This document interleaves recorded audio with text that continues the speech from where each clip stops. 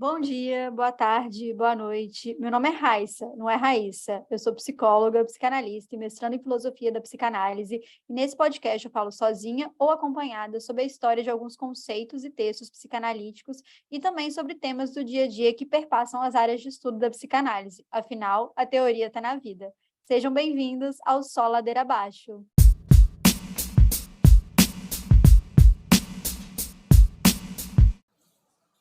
E aí, pessoal, como é que vocês estão? Nesse dia chuvoso aqui em Juiz de Fora, então se você tá aí escutando uma chuva de fundo, é isso que temos para hoje, porque tá caindo um pé d'água. A gente vai falar de cuidado. E para poder falar sobre esse tema e essa treta, o que é cuidado, eu trouxe o meu grandíssimo amigo, sócio, antropólogo e psicanalista, Oswaldo Zampiroli, que agora é doutor em antropologia também. Quase doutor. Falta 2 semanas para a banca. E aí a gente pode conversar depois sobre o que é uma banca de mestrado, o que é esse aval. Também falta menos de um mês aí para minha banca. Banca de doutorado, né? O meu ato falho aqui, que eu falei que era de mestrado, porque a minha banca de mestrado ainda falta um pouco menos de um mês. Mas hoje a gente vai falar aqui sobre cuidado. Oswaldo, você estudou cuidado no seu doutorado, né? Me fala um pouco desse tema de pesquisa, o que você estudou especificamente, quais eram essas mulheres aí, já dando um spoiler.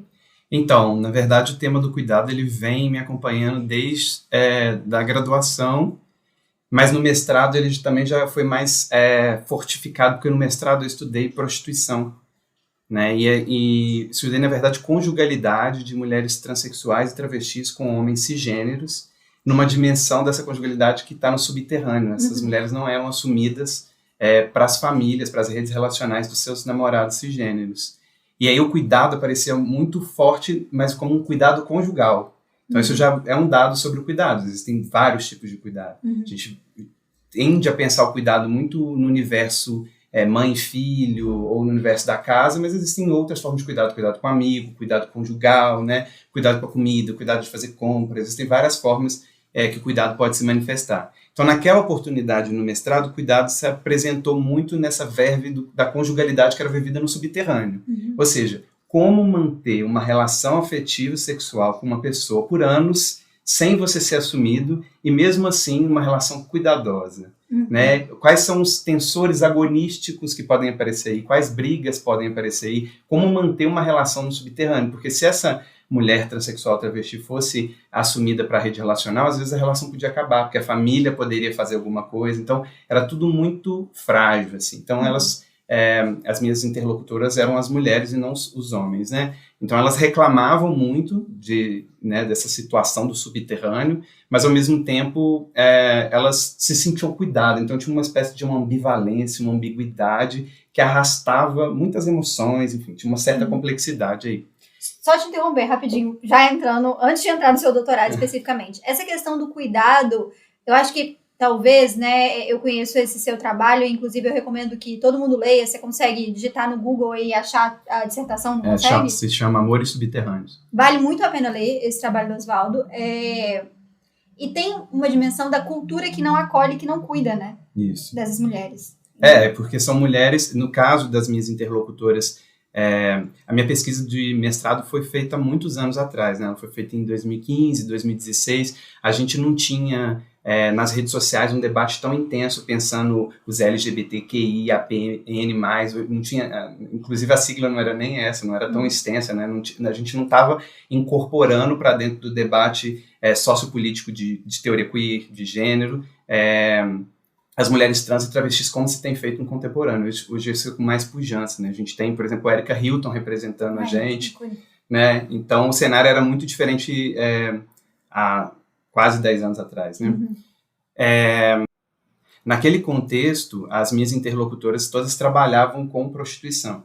Então tinha uma questão que eram figuras tipicamente pensadas, recorrentemente pensadas na nossa sociedade como figuras da noite, né? Como figuras que o único trabalho que estava disponível para elas era o trabalho da prostituição, tinham pouca inserção no mercado de trabalho, muita dificuldade de se inserir em outros universos. Então a prostituição era uma forma delas manterem uma certa autonomia, ter um dinheiro, né? Mas a prostituição ela também redobrava para dentro da própria instância do relacionamento como um problema agonístico, ou seja, ao mesmo tempo em que elas não eram assumidas para os seus, na rede relacional dos seus parceiros, dos seus namorados, elas também trabalhavam com prostituição que gerava muitos ciúmes para a relação. Então eram dois tensores subterrâneos, digamos assim, né? A prostituição de um lado e o corpo transexual travesti, que é um corpo marginalizado na sociedade, do outro. Então o cuidado ele emergia a partir de duas grandes vulnerabilidades, a profissão e um corpo dissidente. E aí, como é que você chegou, assim, no doutorado nesse tema de estudar o envelhecimento e o cuidado, né? Aí o cuidado ficou mais explícito no doutorado, né? A questão é que a minha pesquisa de mestrado, inicialmente, ela vislumbrava pensar motéis. E eu tentava...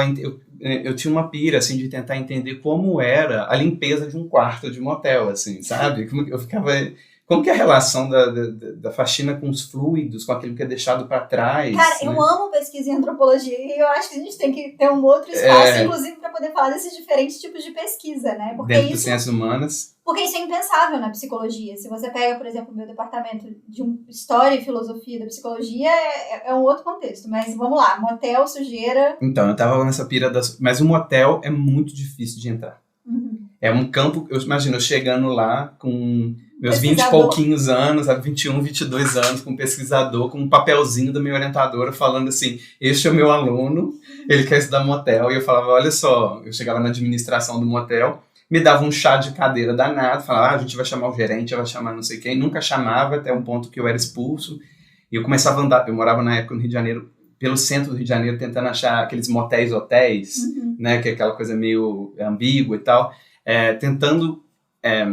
fazer a pesquisa e não conseguia de jeito nenhum, porque de alguma maneira meu corpo pesquisador poderia desmanchar o véu de anonimato que o motel gosta de preservar para si. Então, o que esse menino quer saber? Que história que ele quer coletar, né? Eu cheguei a entrevistar por outras vias pessoas, funcionários de motel, mas a pesquisa não estava desembolando, então, enfim, acabou se tornando uma pesquisa sobre amores na prostituição também. Porque isso é uma outra questão. A gente nunca vai chegar no cuidado, mas isso é uma outra questão, porque quando eu comecei a estudar amor subterrâneo, né, que é essa expressão que eu cunhei, não era essa a minha ideia. Eu falei, agora eu vou estudar prostituição, o espetáculo da troca, do sexo, não sei o quê, e aí eu cheguei com minhas interlocutoras e elas tinham demanda de fala de amor, e não de sexo, e não dessa... expectativa, né? E não, digamos assim, dessa coisa mais estreônica que a gente imagina da prostituição. Então, fui até a prostituição para falar de amores da forma mais sutil, sabe? Mais do cuidado possível. E aí, por conta dessa dificuldade de inserção na pesquisa de motel, eu pensei para mim mesmo, falei, no doutorado eu quero continuar estudando gênero, que é uma temática que me interessa, mas eu vou para um lugar que, em vez de ser rejeitado de cara, eu vou ser mais acolhido, que é um asilo.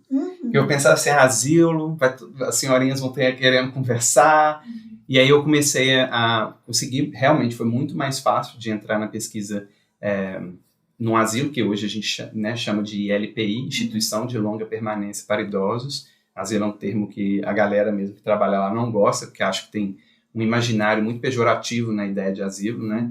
Instituição de Longa Permanência para Idosos, o ILPI, é como se chama hoje. Mas aí entrou a pandemia, que aí foram outras complexidades. Mas, de toda forma, estudar o envelhecimento de mulheres se deu a partir do meu interesse de pensar subjetividades femininas e como, a partir da narrativa da própria biografia, numa idade mais avançada, você retoma os temas do seu passado e repensa o que você fez de certo, o que fez de errado, e quais são as emoções, as subjetividades e as complexidades que estão envolvidas nessas temáticas retroativas, digamos assim. Eu não deveria ter casado, ou deveria ter casado.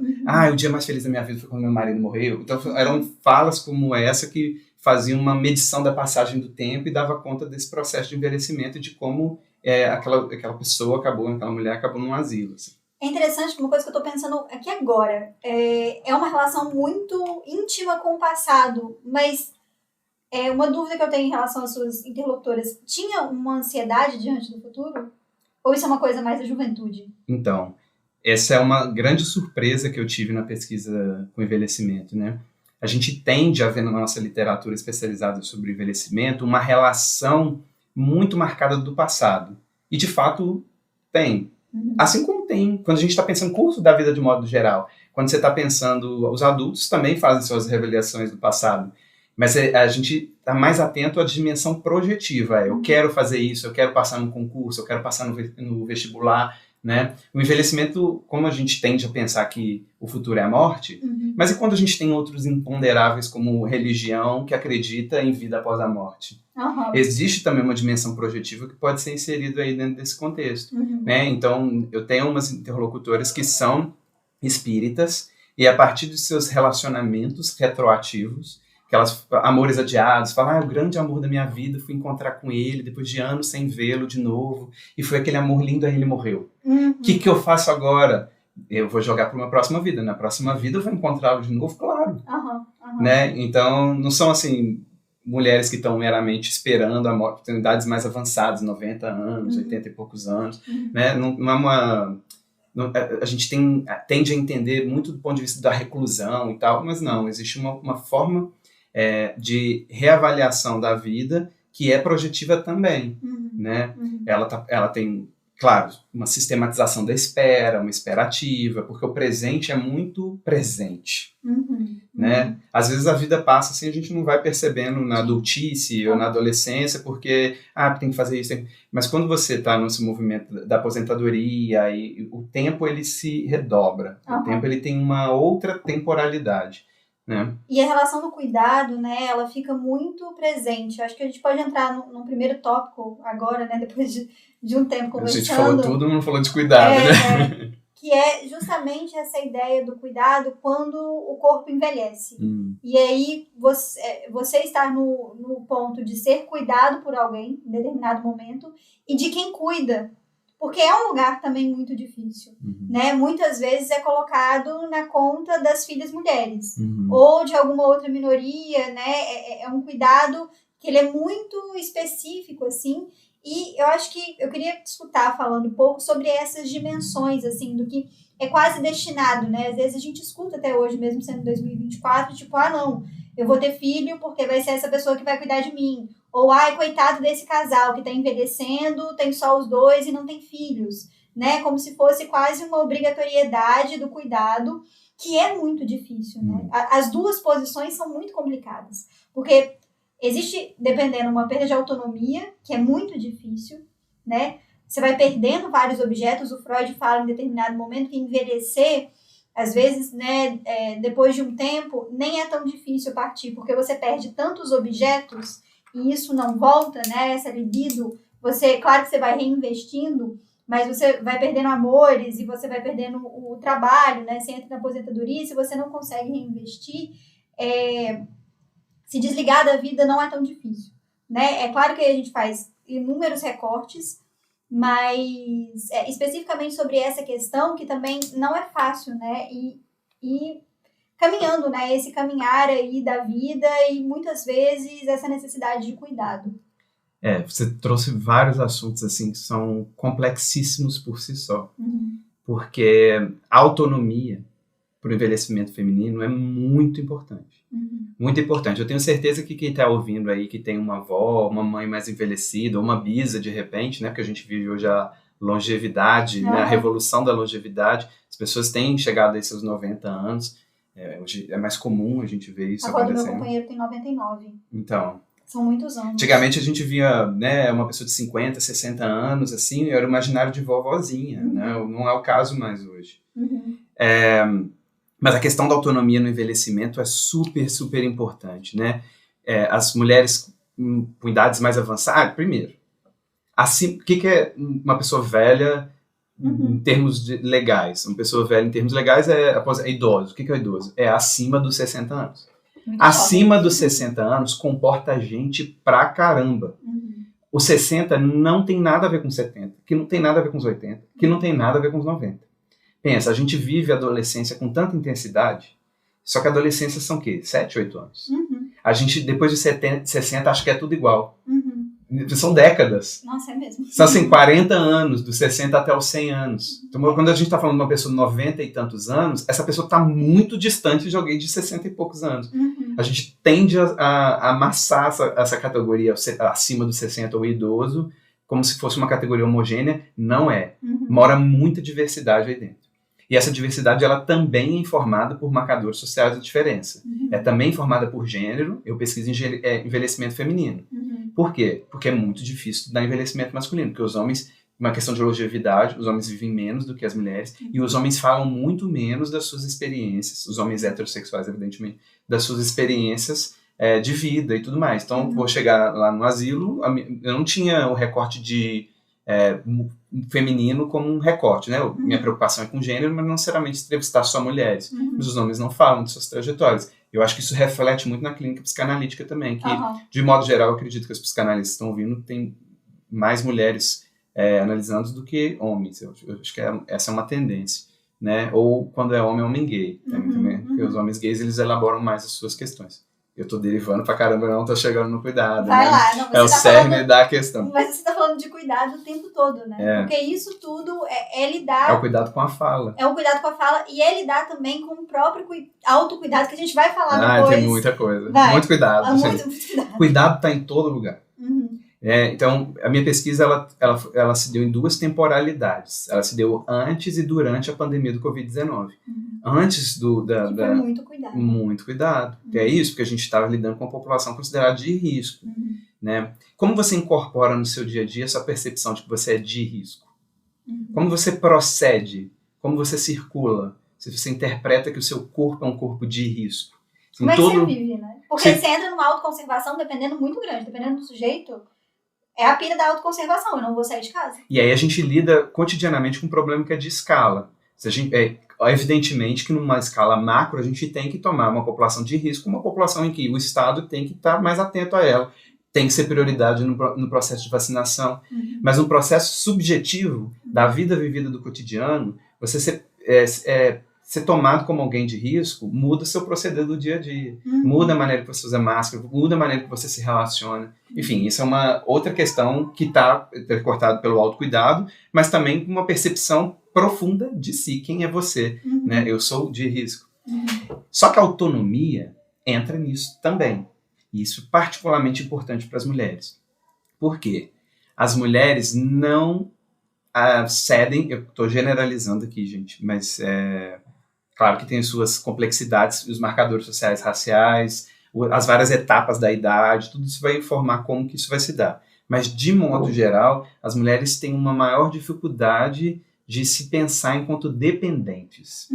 Então, o que eu percebi na época do Covid, eram mulheres, aí minha pesquisa se expandiu para fora do asilo também.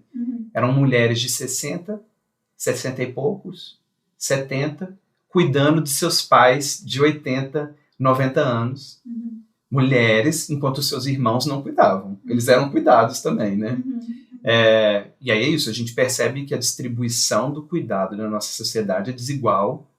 O cuidado na nossa sociedade ele é principalmente doméstico. E se você feminino, né? E feminino. Se você vai vendo toda a política nacional de idosos, de 99, de 2006, você vai vendo quanto que o espaço doméstico ele é tomado como um espaço principal do cuidado. Tem que acontecer no espaço doméstico. Tem que acontecer no espaço doméstico, porque a família vai acolher e tudo mais. Verdade. E se a família não tem condição de acolher? Não, e porque as pessoas também colocam muito como... é muito uma dicotomia, né? E a gente vive muito uma era, assim, que existe só um tom de cada cor e é isso. Então, se não tá cuidando em casa, nesse ideal que colocam, é porque não ama. A gente vai para e isso, eu escuto muito isso, né? Não, porque não ama a mãe, não tá cuidando dela, colocou no asilo. Que absurdo. Sim. Né? E às vezes não tem noção da dimensão do que é cuidar de uma pessoa, né? Do que o corpo cansa muito. E a mente também, porque é uma preocupação com queda, é uma preocupação com os remédios, tá tomando os remédios direito. Isso eu tô falando quando tem minimamente ali algum amparo. Mas se a gente pensa, né, nos processos demenciais, isso vai se complexificando.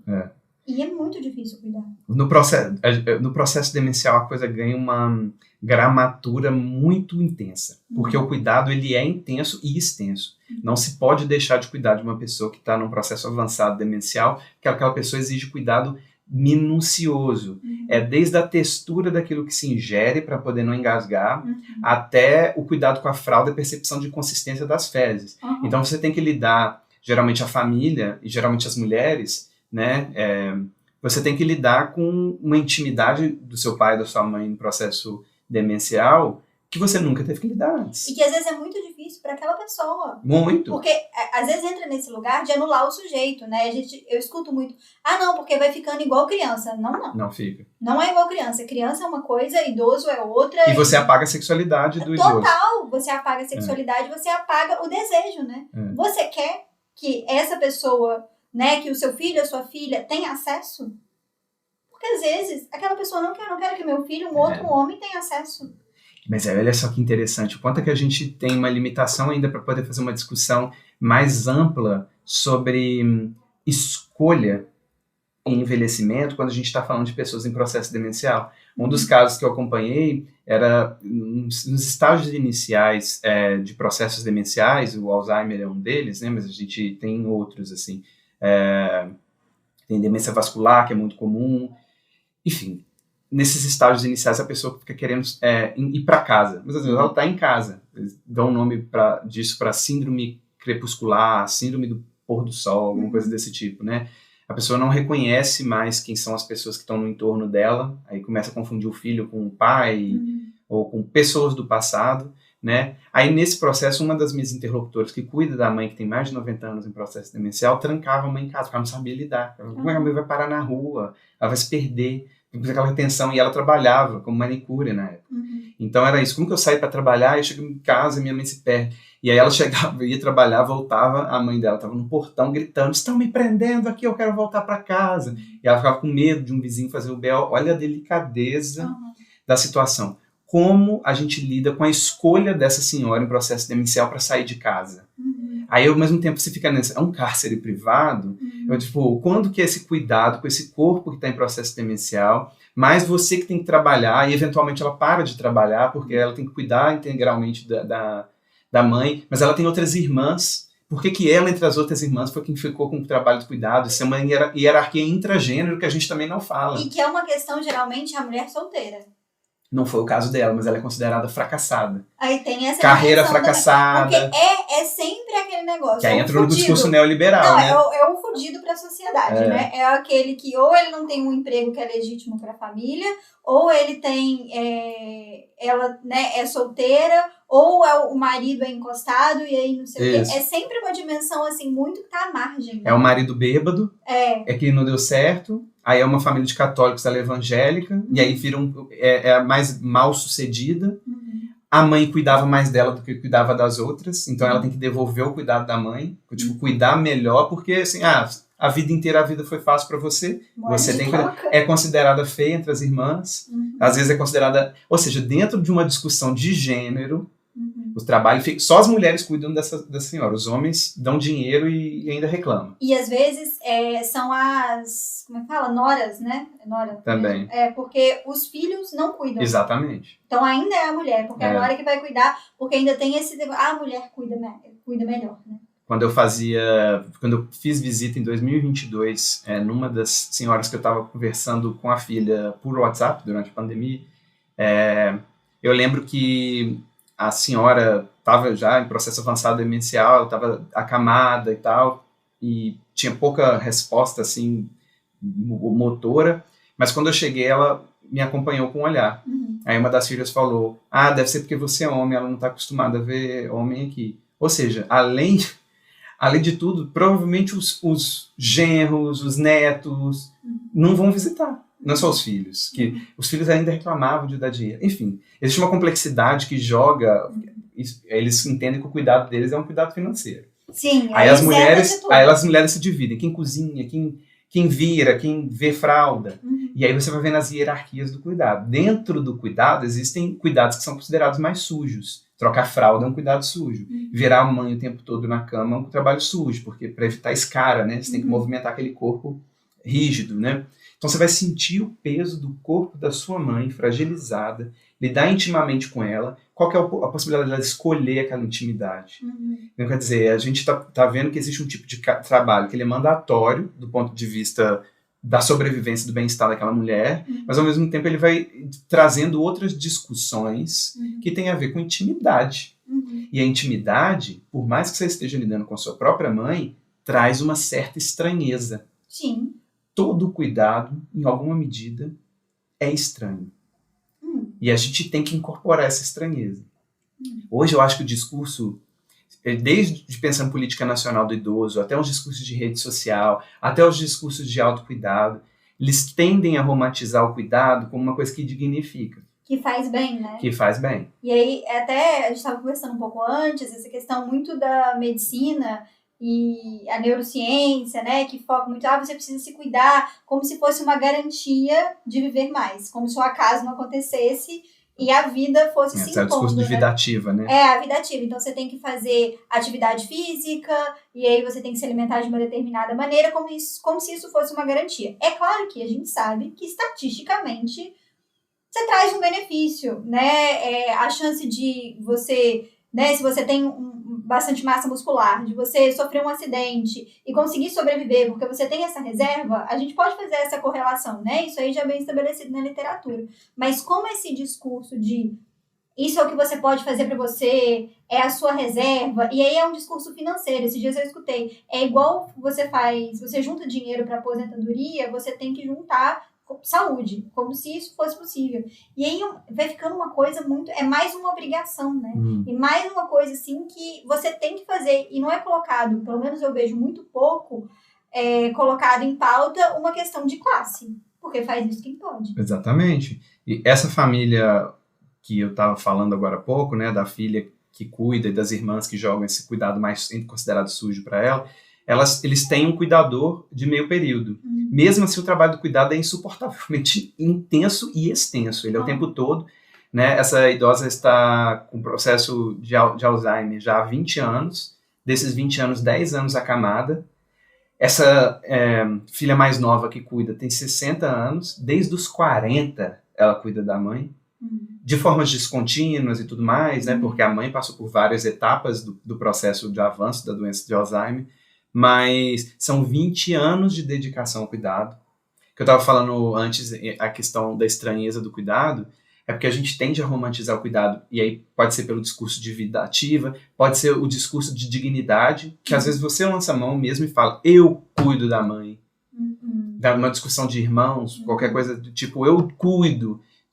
E eu me sinto bem por cuidar. Sabe aquela coisa que eleva você mesmo, cuidado? É uma vitória, né? Quase como se o cuidado não fosse a cura do outro, fosse a cura de si mesmo. Mas tem muito essa relação, né? Que aí fica, não, eu sou digno. E aí, às vezes, as pessoas criticam muito, cuidou 20 anos. Que a anulação desse sujeito aconteceu, às vezes não por escolha dele, dessa pessoa. Exato.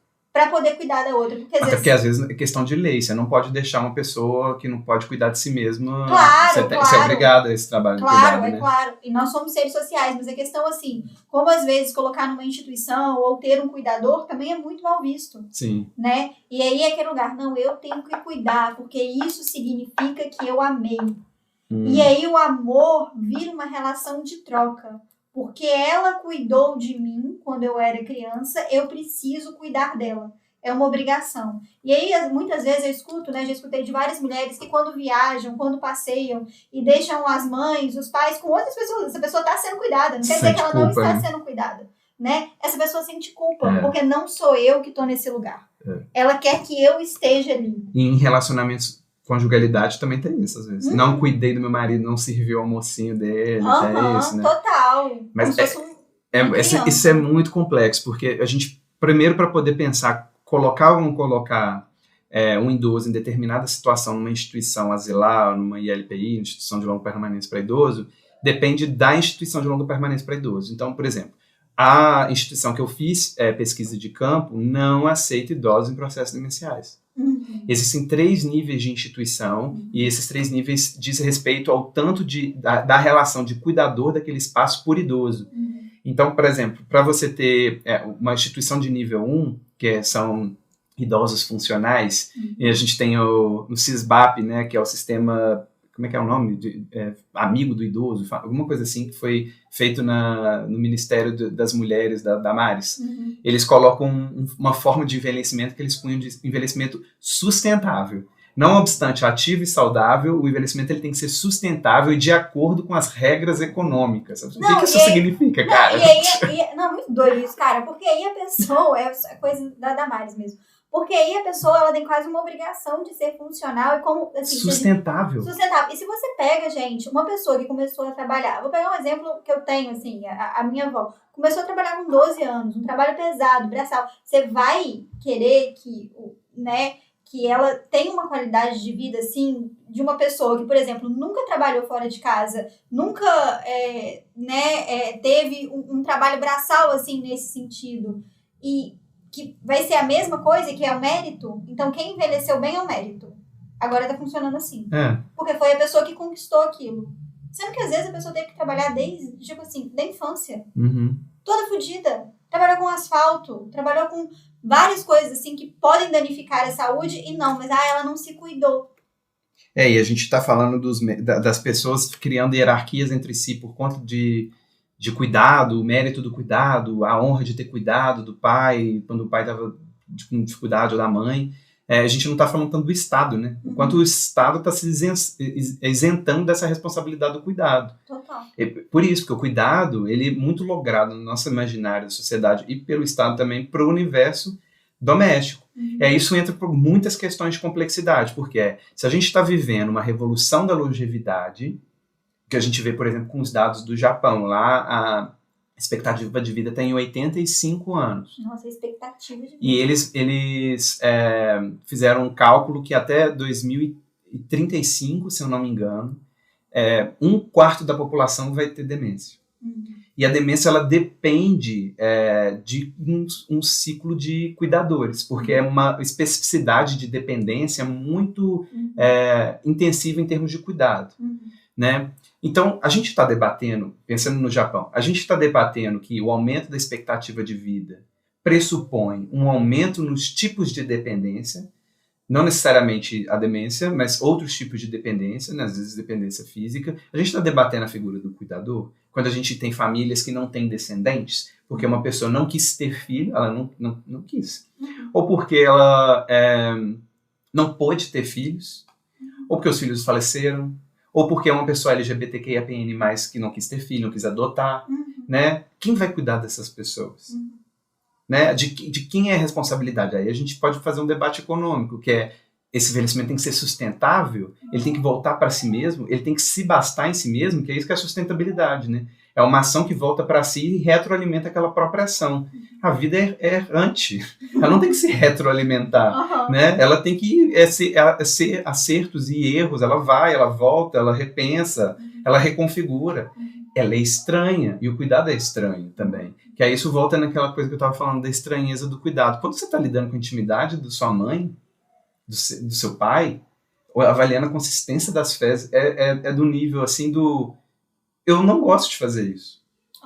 Então, tem uma dificuldade em conseguir sustentar, porque não existe aquele momento fugaz, que às vezes a gente vê no trabalho de campo, que uma pessoa queria que o pai, a mãe, há 20 aanos acamada, queria que ela morresse. Mas isso aparece tão sutilmente, porque é proibido. Para ela descansar. Porque, às vezes, é muito difícil lidar com essa ambivalência, porque às vezes você quer descansar. Eu lembro que uma das senhoras, no meio do Covid, não chegou a pegar Covid, mas teve algum problema pulmonar, mas não deu negativo para Covid. Aí, enfim, foi internada, também estava em processo demencial avançado, a família toda em volta, assim, me mandando mensagem falando, nossa, eu acho que agora é a hora de descansar. Parecia quase um desejo. E a idosa tá viva, até hoje viva, com 95, 96 anos de idade, tá viva. Mas aquele momento, assim, tudo parecia que as pessoas estavam querendo que ela fosse. Porque é muito difícil. E às vezes é muito difícil também para aquela pessoa conseguir sustentar e estar naquele lugar, né? Porque se ela reclama também, o velho chato. Não pode reclamar. O velho chato. Não, porque velho não pode ser chato. Porque se reclama, não, o velho tem que... Uma vez eu escutei isso, o velho tem que ser limpinho, não sei o quê, porque qualquer coisa acham ele chato. E de fato, né? As pessoas tendem a reclamar, às vezes a romantizar a velhice, como se todo saber e conhecimento estivesse ali. né? E às vezes é possível acumular burrice, mas também uma questão de que não é dada a opção a essa pessoa de reclamar e de se queixar e de não querer aquele cuidado. Eu não quero que você me cuide. E aí você vai vendo as rusgas familiares, né, que vão imperando nessa distribuição desigual do trabalho, né? Mas uma coisa que é interessante pensar, aí especificamente em processos demenciais, é o reconhecimento.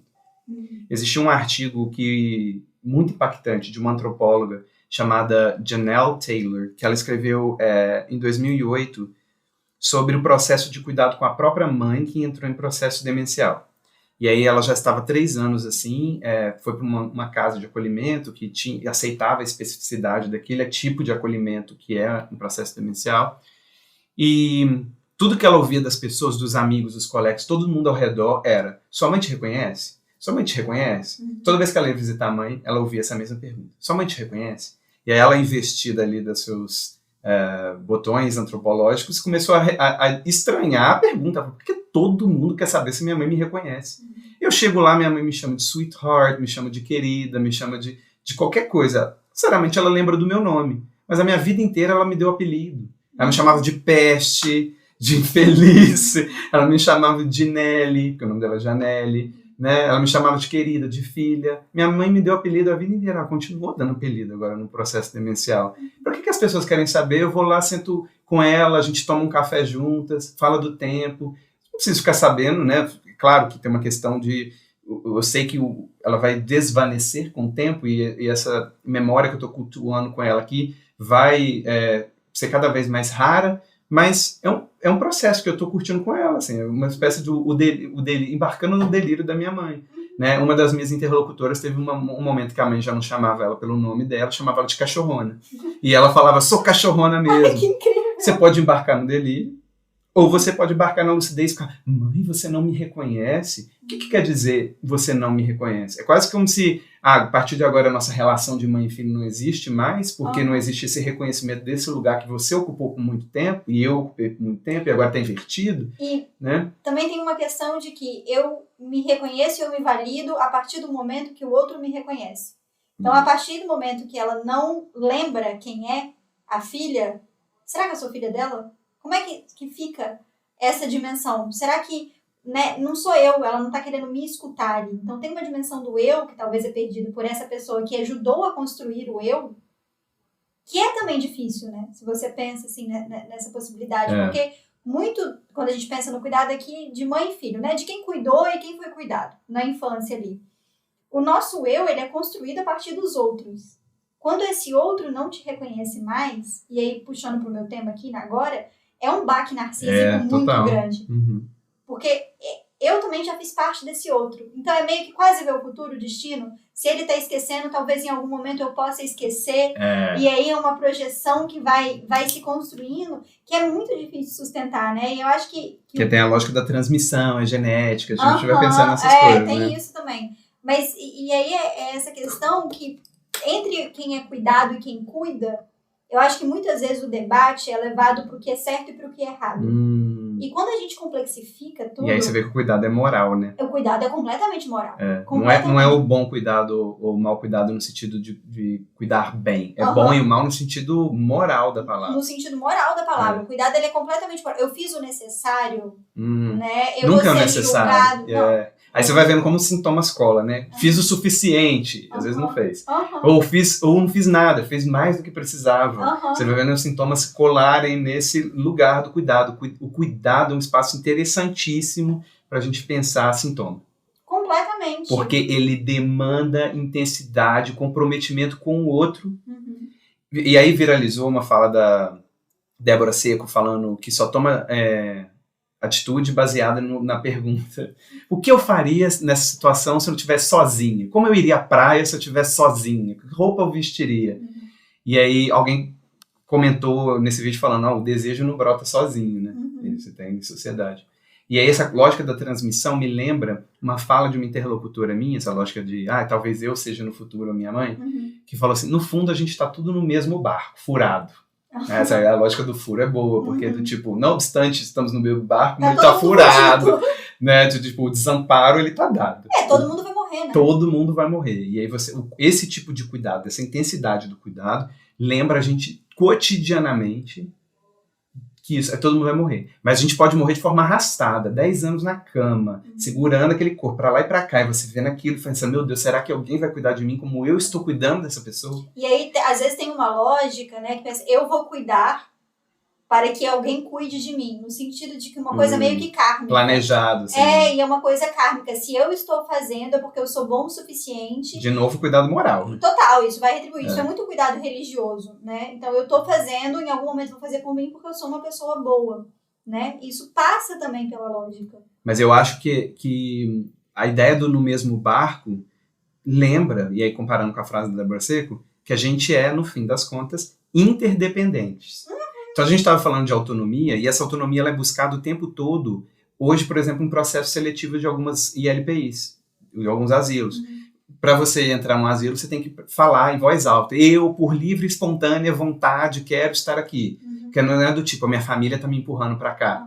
É do tipo, eu escolhi de forma autônoma. Aí o asilo, que poderia ser pensado como uma casa de reclusão, uma casa de fracasso, das relações fraturadas e tudo mais, na verdade é o espaço em que eu, por livre e espontânea vontade, escolhi estar. Porque meu filho tem que ter a vida dele. Aí a gente vai vendo como o individualismo, num certo sentido, ele vai, e ele está dialogando assim, intimamente com classe, ele vai insidiosamente entrando e habitando desejos. Você querer, por livre e espontânea vontade, estar num asilo para deixar seus filhos viverem a própria vida, no dia a dia vivido daquela pessoa, apesar de todo o processo seletivo ter vincado na ideia da escolha, o dia a dia é arrastado. E meu filho não veio me visitar. Aí você vai vendo aquelas pequenas fraturas que estão informando aquela escolha original. Sim. Somos interdependentes. Total. Mas também, em que medida não se cria uma comunidade, né, nesses espaços? Porque na faculdade, né, eu fiz estágio uma época que eu fiz um projeto de pesquisa com terapia com animal. Né? E foi num asilo e algumas mulheres lá tinham uma comunidade entre elas. Levava animais para poder fazer atividades, né? E foi um projeto bem interessante. De terapia com animal, tipo, cavalo sentado no divã. Realmente. Né? Não, gente, não é o caso, ainda não chegamos lá. Mas a gente levava os animais lá, né, para os idosos, para poder fazer atividades, enfim, era uma coisa mais da neuro, mas todo mundo já passou aí da psicologia por essa fase. Enfim, tinham mulheres, né, nessa instituição que viviam meio que uma irmandade. E foi uma coisa que me chamou muita atenção. Como, às vezes, a gente pensa o envelhecimento como algo dado, assim, que não se constrói laço ali. Eu acho que Annie Ernaux é uma autora que eu gosto, que fala muito disso, principalmente em relação à sexualidade, e ela com 83 anos está aí produzindo, subindo no lustre, maravilhosa, como existe vida, né? E uma das coisas, inclusive, que ela fala quando ela ganhou o Nobel da Literatura é que ela começou a receber muita atenção e ela falou assim, eu tô com medo de roubarem a minha velhice, porque essa época eu não consigo voltar mais. Eu consigo voltar para a infância, eu consigo voltar para a fase adulta e relembrar, mas a minha velhice eu não consigo voltar mais. Então o meu medo é que com toda essa atenção eles me retirem isso. Porque é possível viver e criar uma irmandade. E hoje até eu vi uma notícia de uma comunidade de idosas no Reino Unido, que são várias casinhas assim, e cada uma delas vivem, né? São casinhas bem pequenininhas, como se fosse uma vila, e aí elas têm cuidadoras, professoras de yoga, cinema e várias atividades juntas. São só mulheres, os filhos e companheiros podem ir apenas visitar, o que eu achei um ícone. Mas é muito interessante pensar também que tipo de comunidade pode ser criado por pessoas que estão passando pelo mesmo processo. Porque uma coisa é a gente estar aqui olhando para o cuidado e para o envelhecimento nos nossos quase 30 anos, 30 e poucos anos. Uma pessoa muito mais velha vai falar que esses jovens estão aí. Esses jovens. E às vezes é uma questão de que eles estão vivendo ali juntos, eles estão criando algo ali deles. Sim. Né? E que é uma dinâmica de grupo que se estabelece. Não, isso é total. Inclusive, tem alguns grupos de idosas de asilo que eu acompanhei, mas o que eu percebi é que elas estavam também fomentando fofocas contra outros grupos de idosas ali dentro. E tudo aquilo estava mas tudo informado por marcador social, classe. Então são as idosas de classe média que chegaram naquela instituição que estava cada vez mais se tornando uma instituição de classe média. E aquelas idosas que entraram há muito tempo atrás, sabe? e que entraram num outro processo seletivo, que não tinha escolha como centro, e entraram porque às vezes foi empurrado, porque aí, no caso, foi abrigado mesmo, né? E aí você via as redes de fofoca que informavam muito sobre classe e raça também, né? Então é interessante, assim, a formação de comunidade dentro daquele espaço do asilo, que é um espaço de paragem, né? O asilo que eu fiz, trabalho de campo, era num lugar boêmio daqui de Juiz de Fora. Então, assim, a rua movimentadaça, você entrava ali dentro, era uma paragem, era mais silencioso. Ele tinha um outro clima, uma outra temporalidade. E ali dentro você via reproduzir determinadas questões, determinados preconceitos que estavam na sociedade de modo geral. Assim, ali não repensava essas questões. Ali aquilo era redobrado às vezes, né? Aquilo avultado pela própria experiência de cansaço. Não quero lidar com gente pobre. Eu tinha um pouco disso também. Então era interessante também observar o quanto que o processo de envelhecimento às vezes pega esses marcadores de preconceito da nossa sociedade, também joga ele para um nível, reproduz isso num nível muito alto, assim. Mas uma coisa que me chamou a atenção, assim, de um interlocutor em específico, né? Você pensa, eu estava fazendo trabalho numa instituição que não queria ninguém que entrasse em processo demencial, porque não tinha condição de cuidar desse tipo específico, né, de adoecimento. Mas, conforme os anos iam passando e as pessoas, né, iam ficando ali dentro, uma ou outra brigada começava a desenvolver ou doença de Alzheimer, ou demência frontolobal, demência vascular. Isso é um outro tópico. Mulheres são muito mais diagnosticadas com doença de Alzheimer e homens mais com demência vascular. Por uma questão de você tem que observar o ambiente doméstico, como a pessoa está agindo no ambiente doméstico e como elas estão fazendo atividades no ambiente doméstico, e as mulheres, obviamente, que estão lá, cozinhando, botando água no fogão, fazendo não sei o quê. Os homens não fazem isso. Então, acaba com tem uma diferença diagnóstica muito mais do comportamento típico da nossa sociedade do que da doença em si mesmo. Mas são parênteses. E aí, eu, enfim, estava lá, observando essa coisa da escolha, e era muito importante, todo mundo vendo se um estava esquecendo ou não, tinha uma espécie de vigilância, assim, uma instituição total, quase igual, assim, uma coisa meio panóptico, Foucaultiano, sei lá, num certo sentido, quem está esquecendo, os funcionários atentos a esse processo da memória, né? Aquela memória absoluta como uma coisa muito valorizada, fulano tem uma boa memória. E aí tinha uma idosa que ela estava ativamente querendo esquecer de alguma coisa. Só que eu achava que ela estava começando um processo demencial. E aí eu ficava, num certo sentido, um braço institucional, como uma figura de pesquisador voluntário, uma figura meio híbrida ali dentro. E aí eu ficava assim, gente, será que ela está entrando no processo demencial? Até que chegou um dia que ela falou comigo assim, você gosta de ficar querendo saber do passado, né? Eu era aquele jeito bem intrometido antropológico. E eu não gosto de falar do passado. Parte de perdoar é esquecer. Ou seja, o esquecimento, que é uma coisa que a gente vê tipicamente como algo negativo ali dentro, sobretudo, ali era uma coisa desejada. Era um esquecimento desejado, um esquecimento ativo. Parte de perdoar é esquecer. Então eu, num certo sentido, estava ali inconveniente, como uma figura do biopoder, quase, atento à memória dela, e ela fez esse chega para lá. Assim, olha que coisa interessante. Isso é muito mais vida ativa do que a atividade física. Será que o discurso de vida ativa está atento isso é uma parte da autonomia. Esquecimento não é avesso à memória. Um se opõe ao outro. Eles são complementares. A psicanálise fala disso. Exato. A gente esquece e recalca o tempo inteiro. Até para conseguir sustentar a vida. Deus me livre de lembrar de tudo. O inconsciente, né, quando a gente pensa numa parte do inconsciente, ele não tem idade, ele não tem noção da idade, né? Quando a gente fala de id, ele não tem noção temporal. Então, algumas coisas ali são esquecidas, que bom que elas são esquecidas, mas às vezes elas retornam, né? E não tem idade para poder retornar. Mas vira hábito, vira repetição, vira outras coisas, né? Mas é interessante o movimento consciente de esquecimento que ela está ensejando aí, como uma forma de perdão, né? E o meu campo, assim, com idosos dentro, fora do asilo, antes, durante, depois da pandemia, tinha tantas torções do senso comum do que eu estava esperando encontrar. Eu esperava encontrar uma casa de abandono e encontrei o esquecimento como atividade, esquecimento como desejo. E encontrei o cuidado como estranheza e o cuidado como a tônica da vida.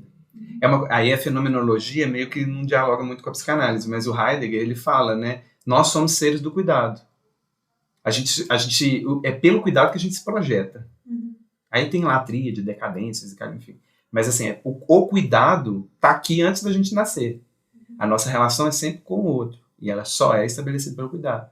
E o cuidado ele se dá de várias formas. A questão é que a gente está distribuindo o cuidado desigualmente. E ele produz hierarquia, ele produz, trabalho excessivo, que não deveria ser, o Estado se desresponsabiliza. Então a gente vai vendo cuidado em vários níveis diferentes, assumido sempre pela minoria social, pelas mulheres pretas, que vão fazer o cuidado da casa como doméstica, vários níveis de cuidado, né, que estão sendo hierarquicamente, desigualmente distribuídos. E eu li, né, a sua tese, pelo menos antes de você acrescentar mais 100 páginas dela, mas eu li um pedaço. Depois desse surto, né? E você fala muito de desejo. O nome da tese é Desejo Submerso, né? E é tudo submerso, né? O seu mestrado fala sobre submersão. Subterrâneo. Aqui é submersão. Mas como também, às vezes, isso me chama muita atenção, como quase a gente tira o status de sujeito do idoso. Como se ele não fosse capaz de desejar e de viver uma vida psíquica completamente ativa. Que é o caso, por exemplo, dessas idosas que você chamou a atenção, que fazem projetos de futuro, porque a religião ali do espiritismo acredita numa vida após a morte, e a partir dessa certeza litúrgica, religiosa, elas se projetam. Elas esperam ativamente, elas sabem que não vai se realizar nessa vida. Então, nessa vida, tem uma idosa que fala, né, homem sem pau é igual vassoura, como é? Homem sem pau é igual vassoura sem cabo. Gente, olha aqui, olha isso. E ela fica cozendo um cachecol eterno. Eu cunhei ela de Penélope, né? Porque eu dou nome fictício, né? A gente na pesquisa acadêmica, a gente faz isso para evitar qualquer problema, assim. Deu o nome fictício de Penélope por conta da Odisseia, né? De Homero, desse grande conto grego da Penélope que fica esperando Ulisses voltar da Guerra de Troia por 10 anos. Ele vai, são 10 anos, mais 15 para voltar, se não me engano, e ela fica ali cozendo um tecido enorme, evitando as investidas dos homens, que o pai dela pressionava ela para casar de novo. O marido dela tinha morrido. Ela falava, não morreu, eu vou ficar aqui fielmente esperando esse amor voltar. Então, de dia ela cozia uma mortalha e de noite ela desfazia, né? Eu chamei ela de Penélope porque ela ficava fazendo um cachecol que não terminava. Era infinito. Eu falei, o que você vai fazer com isso? Ela, não sei, eu acho que é um cachecol. Aí, no final das contas, ela falou, não, vai ser uma coxa, tá grande demais, já tá muito quente. Juiz de Fora já não é frio como antigamente, tá muito quente. Né? Mas a ideia ali do cozer é o que ela me falou. Tricotar alivia e entretém. Eu não penso em sexo enquanto eu tô tricotando, né? Isso é desejo. Total. Né? E da sua forma, isso é sexualidade, sublimação da sua forma mais latente, né? Alivia e entretém, acaba o tédio. Existia, claro, uma dimensão subjetiva da espera ativa por esse homem idealizado da vida após a morte, que vai amar ela como ela merece. Ela tem uma história difícil de violência doméstica, 10 filhos, muitos são usuários de droga. Eles estão proibidos de ir na instituição por conta de pressão para ela ceder parte da aposentadoria para eles, e eles são usuários de droga, enfim, uma questão familiar fraturadíssima, dificílima, mas ela segue ali cozendo, costurando, tricotando, aliviando, entretendo e pensando em amores futuros, né? Futuros amantes, como diz Chico Buarque, né? E a gente Futuros Amantes, não chama? O capítulo chama Futuros Amantes, né? E aí eu fico pensando muito no nosso trabalho de antropólogo, e eu acho que o psicanalista faz isso muito também como escafandrista, né? Que é aquele trabalho de você tentar mergulhar numa subjetividade e a partir disso tirar coisas dela, né? O desejo ele tá sempre escondido, assim, deslocado, deformado de alguma maneira, recalcado, né? Sua satisfação primeira, enfim. Então a gente está ali tentando chegar em algum significante, alguma coisa que puxe, né, esse desejo para a superfície, né? E assim, é interessante porque a gente falou muito de cuidado e ainda sobrou muita coisa para poder falar. Não, você não faz ideia. Não, a gente vai ter que fazer quase uma parte 2. Mas eu queria te agradecer porque eu acho esse tema, primeiro, a relação com o envelhecimento, a gente fala muito pouco sobre isso, porque parece que tá tão no feminismo futuro, fala muito pouco de envelhecimento. Muito pouco. Né? Tá tão no futuro que fala, depois eu lido com isso. Isso é um problema do futuro, né? Aquela coisa da projeção e sobre todas essas dimensões do cuidado que elas fogem esse senso comum, né? Que não é uma coisa moral. O cuidado, né, ele não é moral. mas que muitas vezes ele é pregado como... E aí vem uma dimensão de culpa gigantesca. De quem cuida e de quem é cuidado e sente que tá dando trabalho. E aí eu não queria dar trabalho pros meus filhos. Mas quem são essas pessoas que estão se sentindo cuidado? Que é isso, os homens, de modo geral, não estão. Os homens heterossexuais não estão se sentindo culpados por serem objeto de cuidado. Mas é porque talvez eles sempre foram, né? Uma coisa que, por exemplo, que eu notava, claro que não estou fazendo assim, é a minha amostragem da instituição que eu pesquisei. Os homens, que eram minorias numéricas desse asilo, eles estavam lá porque perderam suas esposas. A opção de ir para uma instituição foi só depois das esposas morrerem. E eles ficavam tristes, falavam, que saudade da minha esposa, não sei o quê. As mulheres também só iam depois da morte dos seus maridos. Mas por quê? Elas falavam, cuidava dele, não aguentava mais, a morte dele foi ótima, aí agora eu tô aqui com as minhas amigas, igual isso, tava fazendo comunidade. Tô mais livre, posso fazer não sei o quê. Dentro de uma instituição que tem paredes simbólicas, assim, né, digamos, tem paredes físicas e simbólicas, de circulação, horário de recolher, horário de almoço, enfim, todas essas coisas, mas elas se sentiam muito mais livres naquele contexto e sem culpa, né? Porque o marido já tinha morrido, no certo sentido. Olha como é complexo, assim, né? O cuidado tá em todo lugar. E a gente não falou de cuidado em análise, a gente não falou de cuidado com filho, né? Com criar alguém. Então tem muitas dimensões do cuidado que eu acho que é uma coisa assim que dá pano pra manga. Mas eu queria te agradecer pelo convite. Queria fazer aí o convite também para todo mundo para ler o trabalho do Oswaldo. Para além de meu amigo, é um cara que eu gosto de ler o que ele escreve. Acho que o Oswaldo tem um cuidado muito grande com o que ele escreve. Ele tem uma escuta muito boa, tanto como psicanalista quanto como antropólogo. E cada vez mais eu acho que são coisas que andam muito juntas. E eu queria te agradecer. Não, obrigado por você. Eu terminar esse episódio assim com esse elogio. Você é maravilhosa. E é sempre um prazer estar aqui no seu podcast. Pode me chamar sempre. Vai ter um cuidado se tiver... parte 2. Igual a gente falou que ia ter o Tá Todo Mundo Mal parte 2. Ficou todo mundo tão mal, que gente, que nem teve parte 2. Não teve parte 2. A gente já mudou de tema. É isso. A histeria, ela tem muitos objetos. Mas muito obrigada. Eu vejo vocês no próximo episódio, gente. Tchau, tchau.